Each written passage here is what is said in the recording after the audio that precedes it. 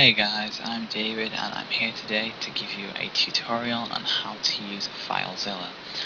FileZilla is a file transfer protocol, as it's more commonly known as FTP. And FTP is typically used to transfer data from one computer to another that you may not be able to access. My example is based on my web server on my website. And I'm going to be uploading files to my website today to hopefully give you an overview and show you how FileZilla works. So, to download FileZilla, you can head over to their website, which is FileZilla-project.org. Once you have navigated to their website, just click the Download FileZilla client. After downloading, open it, and you should see a screen that looks something like this. Once you have the screen open, you can input the data and the information to your website, and to do this you need to click on the file at the top and go to Site Manager, or you can click the little icon in the corner that says Open the Site Manager. That will take you to exactly the same screen. Now once I'm on this screen, I need to add my new site, and to do this I'm just going to click New Site, and I'm going to name it. Naming it is completely just for your reference, so name it whatever you like. I'm going to call my website, I'm going to call it my website 2, because I already have one called my website. Oops.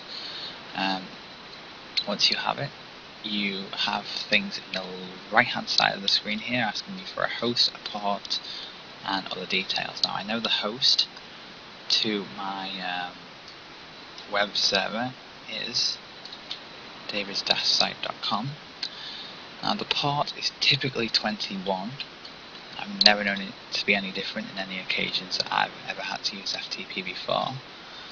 The logon type is normal. That way you can enter a username and a password, because the majority of web servers obviously do have a username and a password, or they're going to be very, very insecure. The username is David SS1, and the password I'm just going to copy and paste into there. Now the FTP details, if you're using it to get access to the files on a website, if you have hosting, you will generally be given to you via an email that will have been sent to you by your hosting company, and all these details will be in that email that you need to connect using FTP. Once I've inputted this information, a username, a password, a host, and a port, I'm going to press connect. It will scroll at the top to tell me that the connection has been accepted and the username and the password are correct, and then it is going to tell me that the directory listing is successful. The FTP itself, the left hand side, is your local view. Obviously these are the files on my local machine, and this is a more detailed view of the files on my local machine. To the right hand side, we have the remote view, which are all the files on my web server. Now I'm going to show you my website very quickly, which is here. It's davids-site.com. Now it's typically used just for testing purposes. It's not got a purpose, to be perfectly honest. Now as you can see, the home page is currently just that. It's very boring.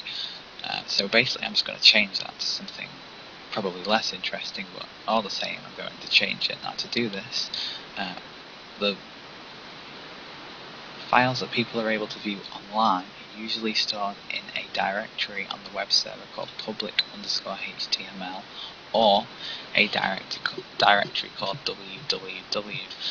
Both folders actually contain exactly the same information, so I actually don't know why they have two directories, but they do, so I'm not going to argue with that. Some hosting companies also use a different default directory for being able to view things online. One of them used most commonly is htdocs.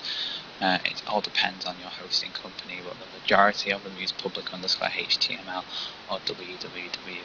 So I'm going to enter the folder public_html on my remote view by double clicking it. It's going to scroll up here and tell me that the directory listing again is successful.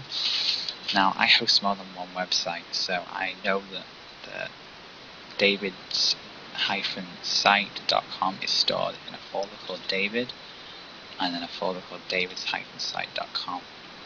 And this is all the files that are viewable on my website currently. Now, I would like to edit the home page, which is index.html. Now, to do this, I need to make it in my local view. Now, to do this, I'm just going to click it and drag it across to my desktop or wherever I want it. And once I click, it's going to tell me that it already exists on the desktop, which it does. I'm just going to overwrite that by pressing OK, and there it is on my desktop. Now, to edit this, I'm just going to right click and go to Open with Notepad, and there's the current home page. It's very boring. Now I'm just going to edit it and put David is awesome, and I'm going to file, I'm going to save, and I'm going to close it. I'm now going to click and I'm going to upload this to my remote view by dragging across to the remote view and just clicking. And it's going to ask me to overwrite what's in the remote view and that it already exists, so I'm just going to overwrite that. You can also upload from your local view by scrolling for the folder you want to upload or the file you want to upload and just dragging it across into remote view. And again, it's just going to ask me to overwrite. I'm just going to press OK. Opening my website again, I can see that it still displays the old message. I'm going to refresh the page, and you can see it's changed the text to David is awesome. You can also see in FileZilla that I have an image in that directory called 1.jpg. Now I can actually get access to this on the website by putting in after my website 1, the file name, and then the file type, which is JPEG, JPG, and pressing enter, and obviously it's going to show me the image. That's basically all there is to know about FTP. There's one more file I'll upload just to show you. There's a file here called hosting logo. So I'm just going to move that across to my remote view and upload it. Now, there wasn't anything called hosting logo previous to this, so it's just uploaded it and it's not asked me to overwrite anything. Now it's called hostinglogo.jpg, so if I wanted to get access to that image online, I would just type it in after the website, which is hosting logo, and then the file type, otherwise it won't know what you're actually looking for. And there you go, you can see the hosting logo is now showing up. FTP is basically as simple as that. If you have any questions or you get stuck with anything, this is just the basics of FTP. Please do not hesitate to leave a message below this video and I will try to help, or just drop me a PM and I will reply ASAP. This is my first video, so it probably is a little bit rusty in places, so just bear with me as I make more. They will hopefully become easier to understand and more professional. Again, if you have any questions, feedback, problems, don't hesitate to contact me. I'll always try to help. Thank you very much for watching.